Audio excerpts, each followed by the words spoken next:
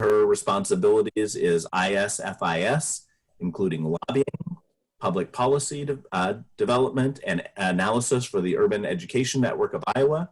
She's a professional advocate for the Rural School Advocates of Iowa, now close to 125 school districts participating. Margaret is a Des Moines Public School, Hoover High School graduate, all right, and received a Bachelor's of Arts degree from Northwestern University in Speech Communications with areas of concentration in economics and sociology.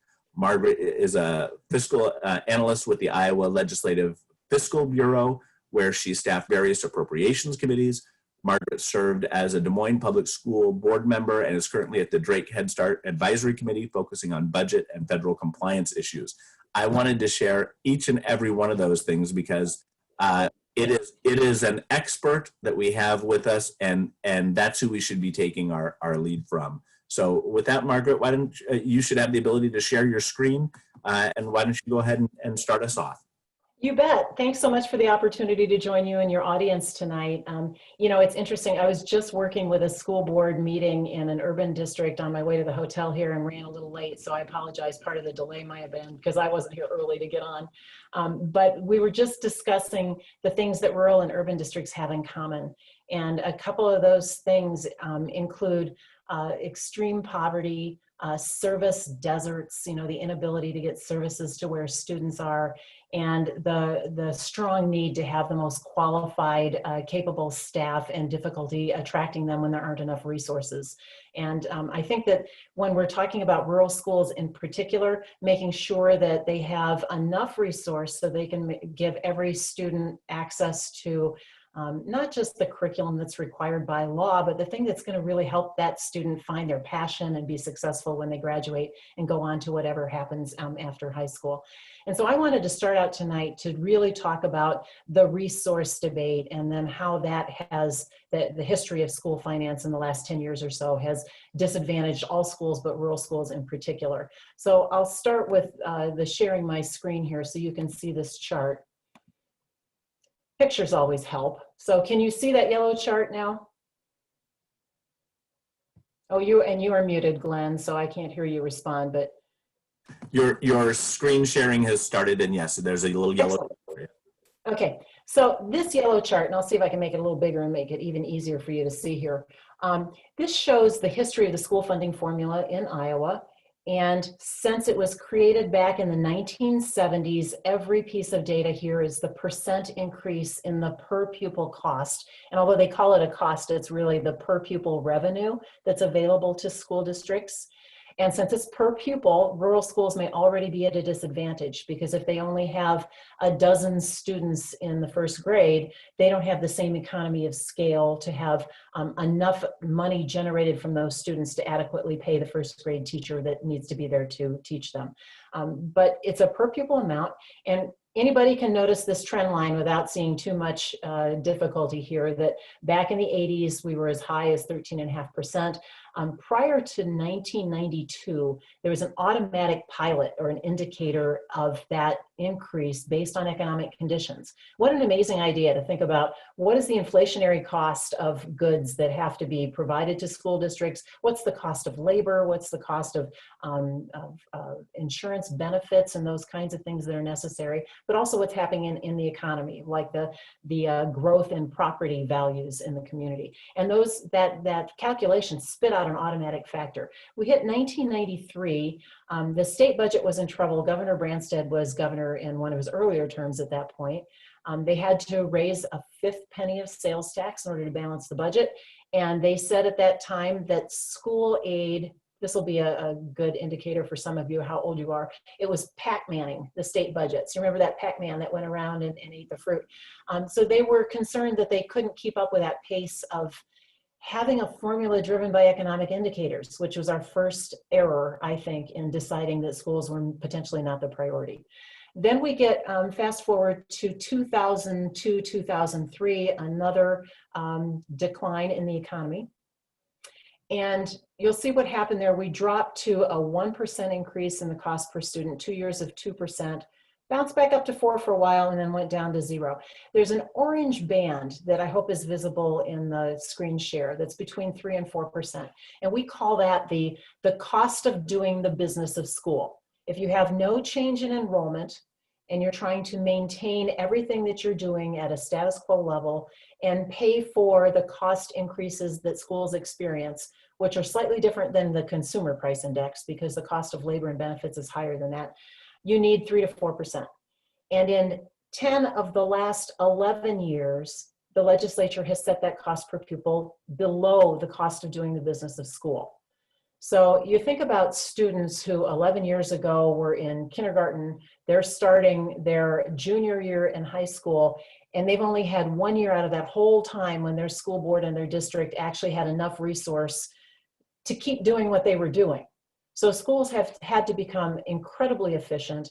Every school board, whether you're growing or declining enrollment, has had conversations about what are we not going to do anymore? What programs can we not do? How do we attract and retain quality staff and fill positions? What positions do we not fill? And then you have that lens of thinking about rural schools in particular.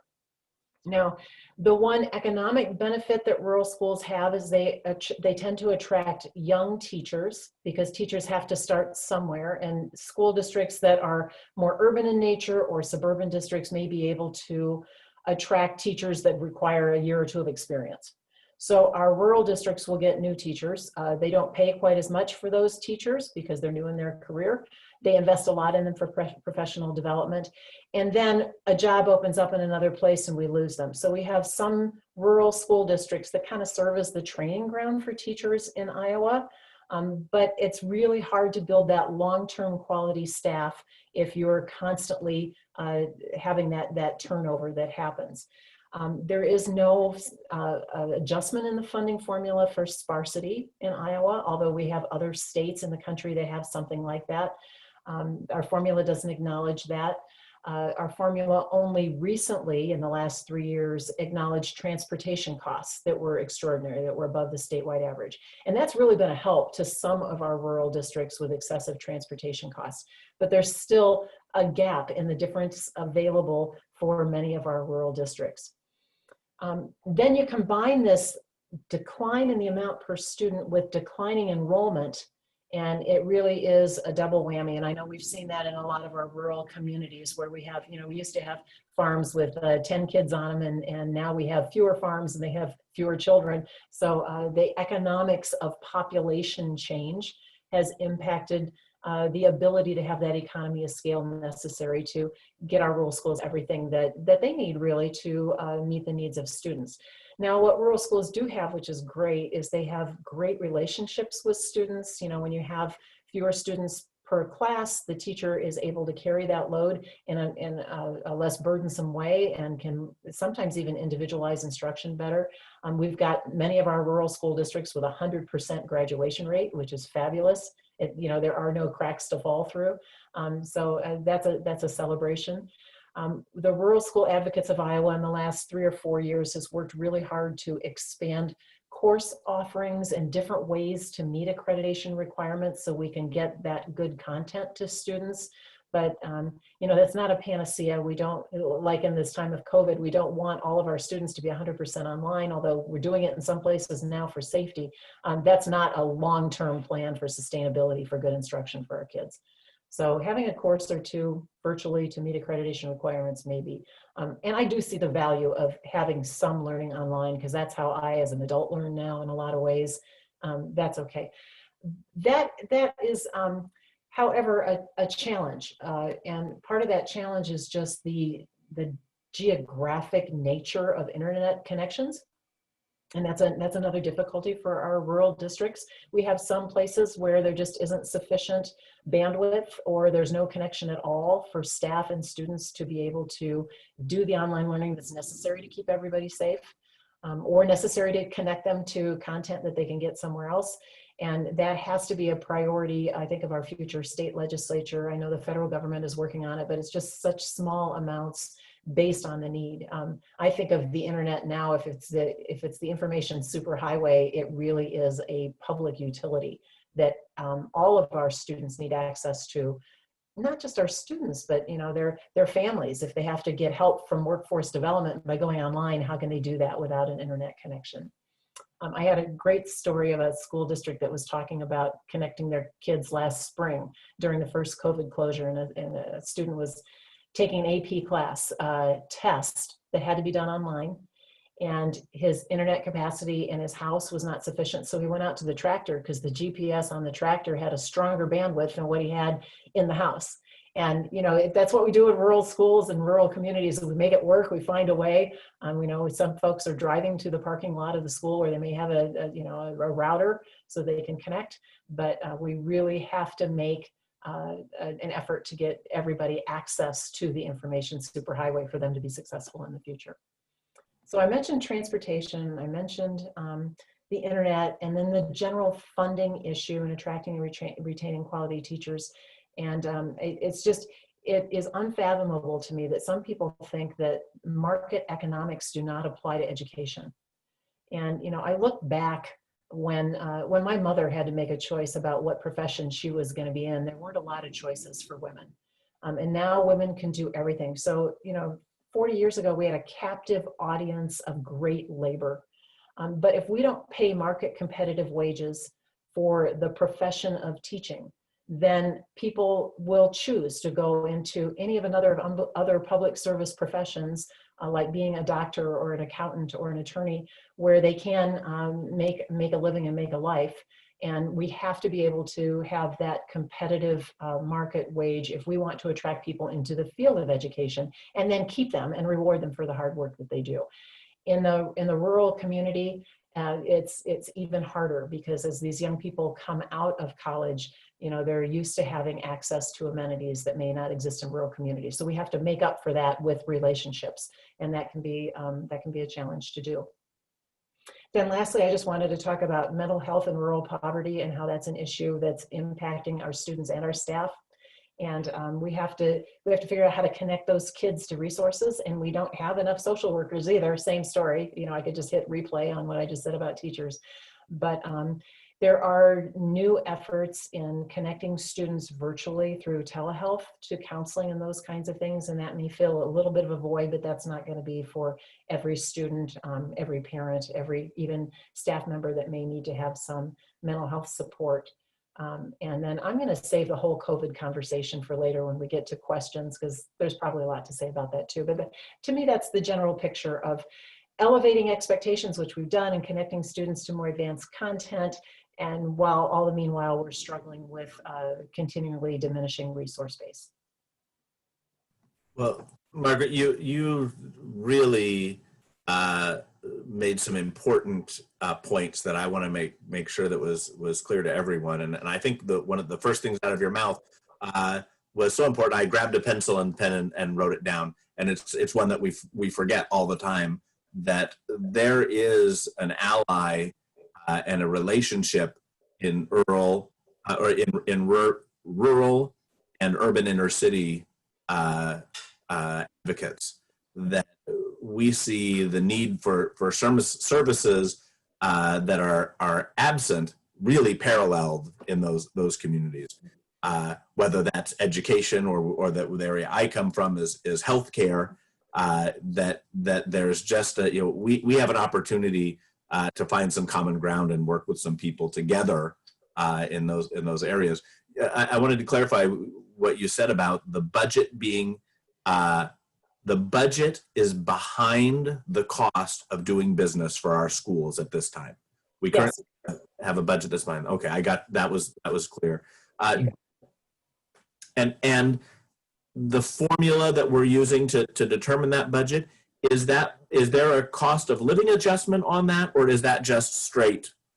So, yeah, since 1993, the legislature has had to enact that increase in the percent per student. So it's become a legislative debate. And for a period of years, it was done a whole year in advance, so schools had more time to plan. Now it's done within 30 days of the release of the governor's budget. So if the governor gets the budget out in January, hopefully by the end of February, you know how much money schools are going to have July 1st.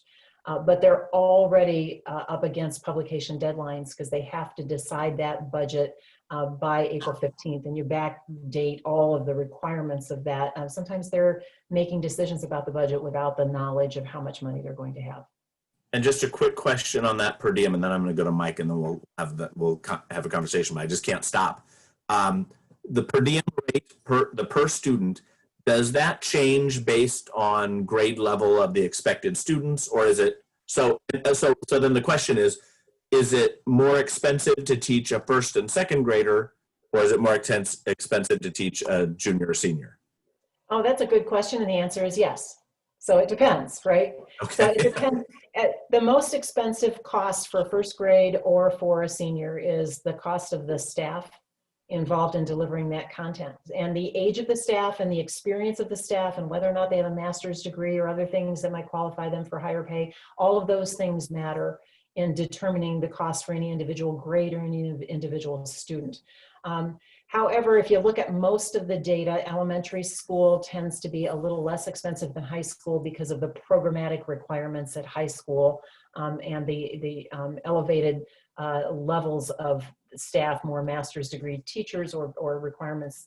College credit courses cost more. Some of those do have weightings in the formula associated with those costs, as do certain students. Like there's more of the per diem for special ed students based on what's needed to meet their needs in their individual education plan, or English language learner kids. So there are some adjustments in the formula that are student based. The only thing that I think really references the grade level gets to the extra weighting, the supplementary weighting for college level courses where they get concurrent enrollment credit.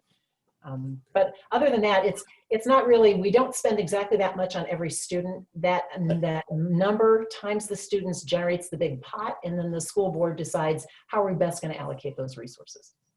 The reason I ask is I think about a community that's growing and having young families that are having babies and kids growing up and coming through elementary, that might be a more robust pot of money per diem that could then go to those higher need, that's spread out to those higher need students, juniors, seniors, knowing that population is going to age into it and they'll get theirs when the next population comes along. But if we've stopped growing and you've got this expensive set of students without any hope of new revenue coming in, that might affect it.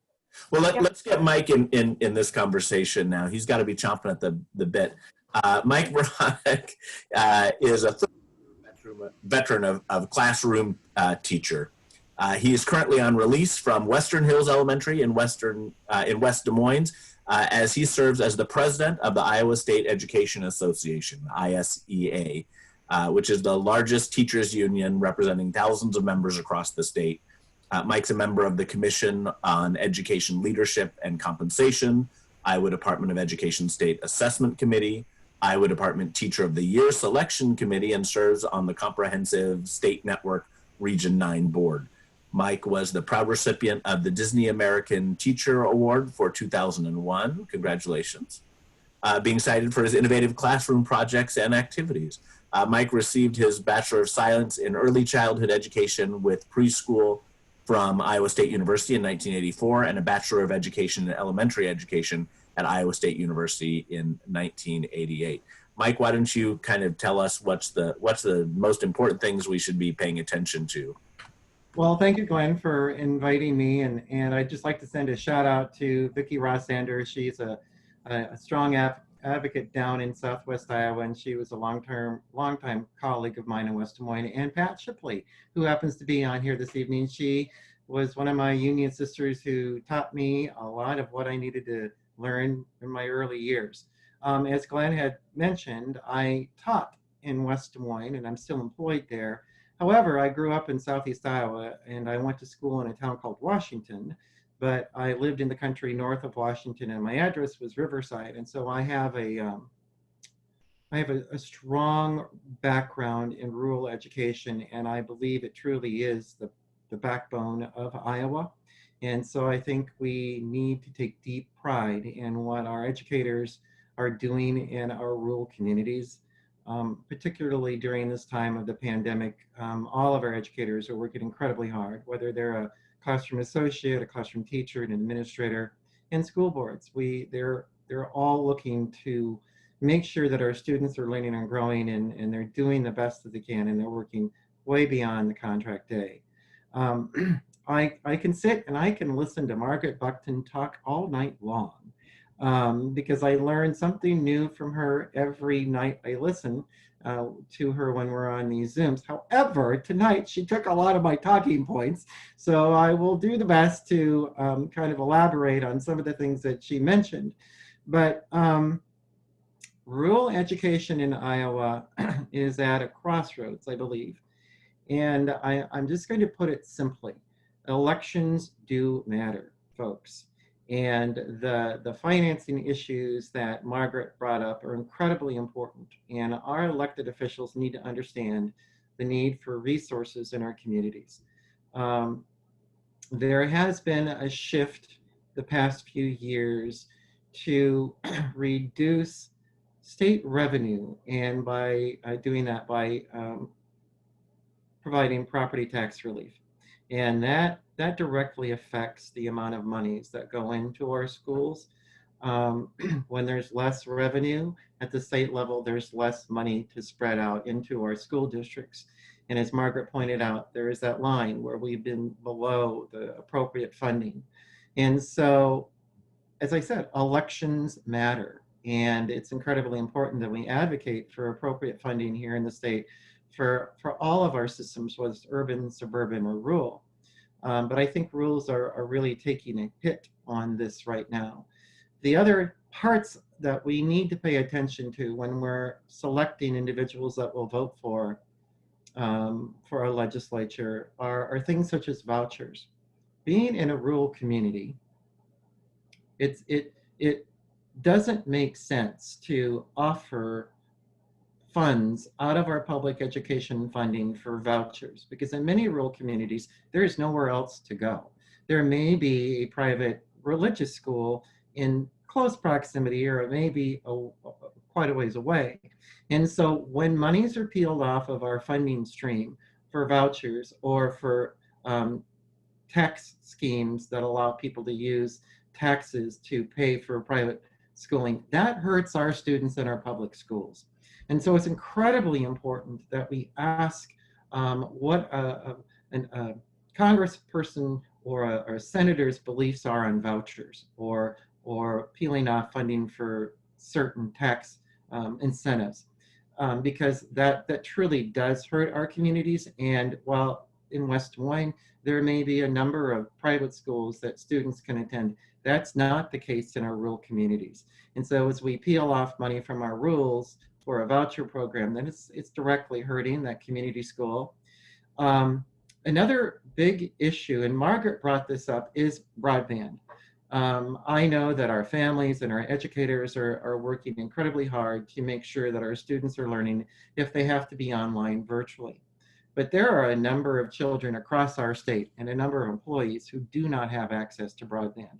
And I'm going to give you a little story. I was over in Iowa City last fall, and I was visiting Iowa City schools, and they had received monies from a grant to provide every student in that district a hotspot that they could send home with their Chromebook or their laptop, whatever they were using. And so that really ensured that students could work at home. And this was way before COVID hit. But then I drove down to my hometown of Washington, and I visited some of my friends in my school where I grew up who are teaching. And I said to one of them, I'll be taking some pictures. I'm really proud of what you're doing. Washington has some great education, and I'll be posting it on Facebook. And she said, Mike, I don't have Facebook. I don't have internet capabilities in my home. And she lived outside of Washington, maybe 15 minutes. And so here, this individual couldn't log on to her school's web system in order to access the materials that she needed to maybe prepare for the next day before COVID. And so now individuals who are working in our schools, students who are at home, are having to maybe use their phone as the device to connect and get the information that they need. And there's no excuse for this. We should have broadband access across our entire system. And it is a service that we all should believe that we need to have in place, just as our roads, our fire departments, or police. It is a fundamental service that our communities need to provide. And so again, that's another question to be asking when you're looking at who you'd like to elect to represent you in your community. Another topic that Margaret spoke on, but I also want to address it, is the mental health services that we have available in our communities, and tie that with the inequities that a certain population, or all of us, are facing within our schools and across our society. COVID has brought forth the evidence of inequities all across our state. And we need to be making sure that those students who grow up in rural Iowa and may leave that community to go work in an urban, suburban setting, that they have the tools necessary to be fully functioning in society. And so that means fully understanding what the issues are around equity and what each of us face on a daily basis from whatever perspective we come from.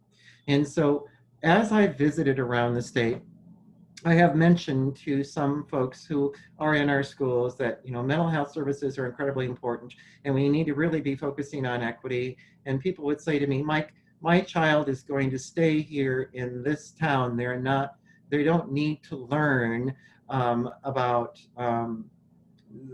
various social aspects of our history. And I look at them and I say, do you think your child is going to stay here the rest of their life? Do you want them to maybe get a job where their employment is in a larger environment, and they're going to have to know how to interact in a global society in the 21st century? And so we need to make sure that we have all of those opportunities available for our students all across the board. And rules have a hard time being able to obtain those services because they are already strapped financially. Because maybe the community is shrinking because people are moving away. And so we want to make sure that the education that I received in Washington, Iowa, back in 1972, is the same as the students that are graduating today in 2020, but even better and stronger. And so funding just keeps the underlying current of all of this. Another thing that I really want to address when you folks are looking at who to vote for is, as you know, a number of years ago, about 3 or 4, there was a change in our collective bargaining law. And while that may not seem to be directly related to this conversation, in actuality it is. In the growing districts, in the larger districts around the state, they have maintained contractual rights, which are much more enhancing for an individual to go work for them. And so if a school district has reduced to a bare minimum the contract that they have, there are people who are doing district picking by looking at district A, B, and C, and trying to understand where they're going to generate the most revenue for their work and what their benefits are. And so we have developed destination districts in our state. And unfortunately, not all of them are out in the rural communities. And I think that's incredibly important. While it may seem to you as the union president that I'm speaking about collective bargaining and it's a self-serving idea, it really isn't. It is affecting our entire state and getting high quality educators to work in our communities. I want to tie that into benefits. There are individuals who are working in our school districts that have been part of the negotiation process where they have negotiated lower salaries because their insurance costs are going up. And so they're trying to negotiate a lower insurance rate, so they may have to negotiate not as high of a salary. Well, okay, so that makes sense. However, we need to look at what happens in terms of IPERS. If a person doesn't grow in their retirement fund, if their salary doesn't move from 33.5 to 40 in a reasonable amount of time, those years are lost on IPERS. And again, while that may seem self-serving as a union president, it truly isn't, because all of our counties in our state receive a lot of money from the individuals who have worked in the public sector and who have retired. And I'm going to just use Montgomery County, for example, where Vicki Rossander, my good friend, is. Currently in Montgomery County, as of 2018, there are 526 individuals who worked in the public sector who are retired. They bring to that county $8 million. And so if there's a reduction in IPERS, or if we move from the plan that we have to the other plan, which is being presented by a certain group of individuals at our State House, that is going to directly affect the revenues that come into each county. And counties are incredibly dependent on those dollars. And so IPERS is another question that we all need to be asking our elected officials about, on how they feel and what they envision that to be, because it affects each and every one of us who live in this state. For example, I'll say Union County, just to the east of Montgomery. They're about $11 million. Now, I don't know what would happen to Union County if $11 million was to be done and not be flowing into that community. So I think that's incredibly important for us to be understanding and appreciating. Margaret also mentioned busing, and we need to make sure that items like busing aren't just provided for on an annual basis, but they are built into the funding stream. So rural districts know that those dollars are coming in, and they don't have to worry about, oh, maybe the legislature won't appropriate that money 2 years from now. And so again, it goes down to funding, as Margaret had suggested, and that the reason why we're all on here. And I'll just say one more little thing. I think it's incredibly important, as we meet with the people who are running for office, ask them, where do they want Iowa to be 10 years from now? And to ask them, if they came from a rural community, what could be taken away from their education in the next 10 years because of the lack of funding, and what disservice would that be to their children or their grandchildren? As I said, we all need to be incredibly proud of the education that we provide our students in our rural communities. But we need to understand that we need to pay for it, and that we need to ensure that large corporations and people who are in the higher tax bracket of our state are paying their share to make sure that we have the workforce that they've moved here to have, and that workforce can come from the rural communities just as it can from the suburbans and the urbans. And so we need to ask our elected officials what their priorities are. And does that priority mean the future of Iowa, and is public education part of that future? There was a question over here. I'm going to go off the topic here just a little bit. But there's a book that I would suggest people read. It's called Democracy in Chains, C-H-I-N-S.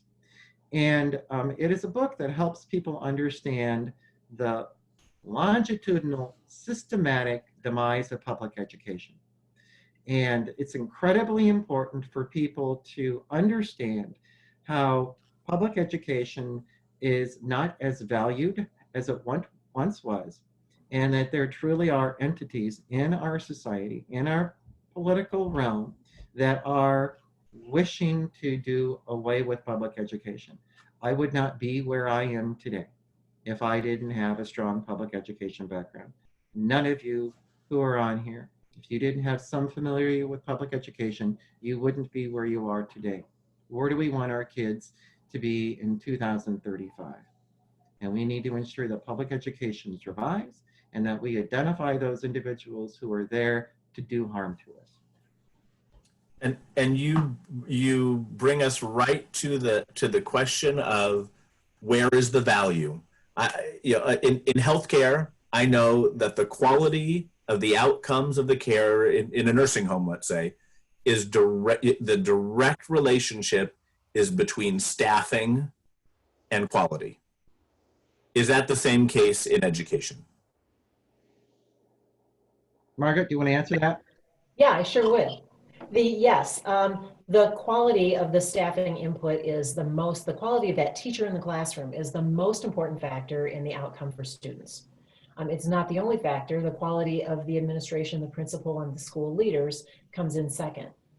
And the interesting thing to me about that is you can have a really great teacher who can overcome some of the influences at home, but they have to have the resources to do that, right? So we have, when we have this growing poverty all over the state of Iowa, and we've gone from like 20% of our students in poverty back in 2001 to 41%, so it's doubled in, in those 20 years. The resource that it takes to make up for the experiences that kids don't have at home, plus the extraordinary needs associated with any of the trauma that goes along with the poverty experiences that they have, those things require extraordinary effort on the part of our teachers, and our teachers are heroic in trying to meet the needs of those kids. But it takes the whole community to do that. It's not just school that can do that. But once we have that cooperative effort that I think rural districts have in spades. It's the one thing that everybody shows up and takes care of things. But we need to have the essential basic needs met in order to make sure that kids are successful. And it takes a quality teacher with all the supports that teacher needs to deliver that result for children. And to me, that's the most effective investment in breaking the poverty cycle, is to provide the best education you can. I'm trying to think along the lines of how the money has flowed into schools and how it flows into schools based on our legislative priorities. And Mike, you brought up busing, and that there are some buckets that are available that address transportation. But that, going back to that per diem amount that we talked about per student, is there, that's for the education of the student, or does that address the entire facility as well? Like I've got a 50,000 square foot school, and it's going to need, 50,000 square feet of care, whether I have one student or 100 students.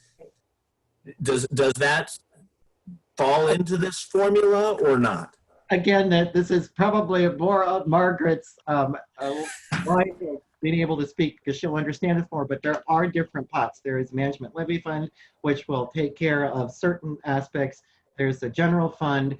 There are other funds, and as we have seen over the past 10 years, 15 years, there's been a peeling off of money from the general funds and put it in specific categories, categorical funding, which is even more in harm's way of the whim of the legislator. They could say, "Oh, we're going to reduce this particular category." Margaret, am I speaking correctly here?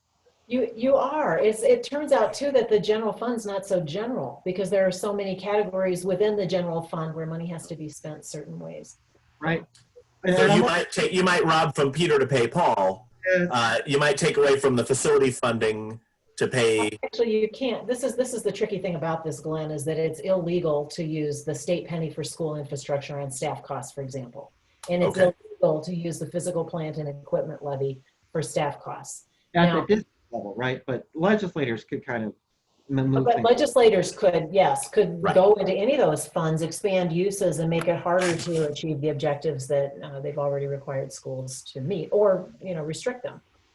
And I think that when you talked about the voucher debate, Mike, I wanted to chime in on that too. I think folks that support vouchers, some of them, and I wouldn't say this is everybody, I think some of them believe that you need to have some competition in schools for schools to be motivated to do the right thing, to deliver for students what we want students to have. And in Iowa, we have so much competition amongst our public schools. I don't know that the extra value of investing in vouchers delivers any value at all, because parents already can open enroll into an interneighboring school district. There are 3 different forms of homeschool. In the places that have non-public schools, we have $15 million annually invested in school tuition organization tax credits to pay for tuition for students. The public tax dollar is paying for textbooks and busing in private schools. By the time you look at all of the money that's going into investments in private and homeschool in Iowa, it's something about $70 million, which could go a long way to meeting the needs of our public school students in poverty, or our rural school students in needing to have an economy of scale because the per pupil amount isn't sufficient with the sparsity in their community. I agree with Margaret 100%. That $70 million could be used in so many different ways that would benefit a larger population of individuals. While she was speaking, I thought of a situation where I was in northern Iowa. I tour around the state when I can, a lot. And I was visiting a school in northwest Iowa, and the person who was driving me there, I kept saying, "Where's the school? Where's the school?" And we finally came upon it, and it was right in the middle of a cornfield. And the only other entity that was close to it was a small granary, and it didn't even have a Casey's or a come and go for people to go get necessities that they have. And I said, this is the only thing that these individuals have in this vicinity of this county. And if this school goes under, what are they to do? And I just wanted to say, where are your legislators, and why aren't they visiting your schools to see what this building means to your community and to the livelihood of the people who are growing the food for our society that feed into that school? And so again, it's asking what priorities are. There was a question over here that I want to address. How can we bring in the Black Lives Matter? And I know this is a very timely conversation, and a conversation that is one that can get people talking. And Margaret brought up a point of food insecurity and low socioeconomic. And I think we can tie those kind of things into this movement, because I believe it's incredibly important that we treat everyone in our society with the respect and dignity that they deserve, and we give them the rights that are under the Constitution and in the Bill of Rights. And we need to recognize that there are segments of our population that have not had the same advantages as Margaret and me, and that we need to make sure that we're highlighting those inequities, that we're teaching our children how to live in our state 35 years from now. Iowa is not going to look like it does today. Iowa looks different than when I was in school back in 1972. I had one African American, one Black American in my class during that whole time I was there. Well, that's changing across our communities. And so we need to understand that embedded in the Black Lives Matter movement, that there are inequities which we as citizens of Iowa need to address, and we need to help our young children understand. Right. This is unfortunate that we have only so much time, because I'm seeing questions coming through about COVID and how that affects our schools as well. And we're just not going to be able to cover all of these topics. But yeah, Mike, thank you so much for grabbing that out of the feed there, because I think that was absolutely important question, and it kind of feeds into the whole global perspective of what the Rural Caucus is about. The Rural Caucus is every caucus. We're the Black Caucus. We're the Latino Caucus. We are Disability Caucus, because all of these different subsets of the party exist in the rural caucus as well. Now, I'm sure all of those other caucuses would say that they're all caucuses, but I'm pretty sure rural caucus is it. But when talking about education, and your example of that school in the middle of the field brings it back to the global picture of our rural focus. Schools are key entities within a rural setting that determine the success or failure of that community. When people look for homes, one of the first questions they ask in a community is, what are the schools like? And if we're losing students with vouchers to other places, then the quality of our school goes down, right? Our staffing, our ability to staff goes down, our quality of education we can provide goes down, and then our community starts to die along with our school. One of those pillars that we stand on is weakened. So I really appreciated you bringing up the importance of education, not just related to the content to the student, not just related to the income that we generate and retirement and jobs, but that it's truly about the existence of a rural community in many places. So what we've seen with online school, we're seeing it now, this kind of broadening of ability to access schools for students. We're seeing with consolidation, we're seeing more students that are coming into one place. Do consolidation and the rural internet access and online schooling, is that going to affect quality of education? Is that going to affect our rural community's ability to survive? Margaret, can I answer this real quick? I want to answer the second part. We're learning lots of things through COVID-19 and what it means to have to teach children virtually. And so our educators are getting better day after day because when you think about it, one day they're in school in March and the next day they're at home having to teach virtually, and they didn't have the skill set. No one had ever thought that they would have to do this. So as we continue on through this, we're learning better skills. And one of the problems in rural communities is finding the certified individuals for a particular curricular area. So broadband may be able to online learning, Iowa Learning website that we have here in Iowa, may be able to help provide some of those courses in our rural communities where districts can't afford it or they can't find individuals to fill those positions. And so, as I said, we are learning with COVID. There is something flowing through our state right now where there is conversation about reducing the requirements for licensure for substitute teaching. Right. And while there was maybe some general thinking that our schools will be under the water level in terms of personnel, and so reducing the licensure requirements for this year could be a good thing. Well, we have yet to see that, but there is a movement now to make that a permanent situation. And while that looks okay, there are going to be consequences of that, because if there's an individual who has to be in a long-term maternity leave and they hire a person who doesn't have the certification to teach in that school, and they're going to be there for 8 weeks or longer, that's going to lead to the detriment of those children's education.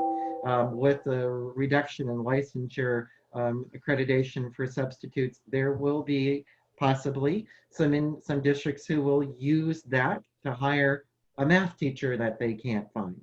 And so while the quick fix Band-Aid looks like it may be advantageous, it really has long-term consequences. And that relates to the COVID right now, because that's come out during this pandemic. Margaret, I'm sorry I talked too much. Was there something that you wanted to add to that question, Margaret? Well, a couple of things. First, I'm going to build on what you just said, Mike. The other side of that equation, and I understand why people are asking for the relief on the certification, because the underfunding of schools for such a long time has made it impossible to attract teachers for certain certification areas. We have shortage areas at almost every secondary level, math and science, but they're not the only ones anymore. I mean, even finding a music teacher, all of the foreign language teaching positions, the special ed anywhere. And because you have all of those shortages, I think if we put adequate resources into schools so that we could pay a competitive market wage, we would no longer see that. But we have it right now. So if they don't address that and they have to spend more of their budget to attract somebody there to fill the math position, it's at the expense of other curricular offerings that are not mandated in law, because they don't have enough to do both, right? So do they hire a sub who is a para, who already knows the district, would need some special treatment because they don't have the right certification, and keep the art teacher? Or do they try and find somebody who meets the certification and no longer be able to provide that position that kids really need access to? And I feel so badly for decision-making entities that are struggling with these tough choices right now because they don't have the resources. So when you started to say elections matter, I mean, I think the first question everybody should be asking is, how important is public education to you? And are you willing to invest in it even more than you are in tax relief of any kind? Because that's been the equation. We've been cutting taxes and not providing enough resource for education. I hate, it's 7:57. I hate that that's such a great wrap up, though. It comes down to what you value. Do you value education or do you not? We have several candidates and elected officials who are on with us today, and I hope they had the opportunity to hear that and digest that, and I hope people take questions to them. I know they're all good people. We've got Shauna Anderson, who's running for a House district seat, Warren Varley, who's running for a Senate district seat, Thaddeus Hawley is running for a county supervisor seat, and Chris Adcock, who's running for a House district seat, all of them encompassing rural areas where they're from, across Southwest Iowa mostly. Before we started, Mike and I were just talking briefly about the importance of these roles all the way down to the county supervisor role in terms of paying for, setting those levies on property tax, and then the state legislators doing their job of making sure that the state portion of money is provided and increased in the appropriate way. So I hope they all take that away. Mike, Margaret, thank you so much both for being here. You are absolutely coming back whether you want to or not, because we clearly have more to learn from you all. Again, thank you to Jackie Steiber-Cordone and to Judy Kading and Vicki Rosander for organizing this. We really appreciate it. And I want to thank Pat Shipley on the side here, because I know she's a former associate with ISEA who's really plugged in some good stuff in our questions here. October 6th, we will be back here on this page, and we will be doing our As If Your Life Depends on It forum. I invite you all to come back, and again, stay safe, and thank you all for coming. Thank you so much for having us. Good to see you again, Mike. Take care. You, Margaret. Nice to meet you both. Thank you. Thank you. Thanks, everyone.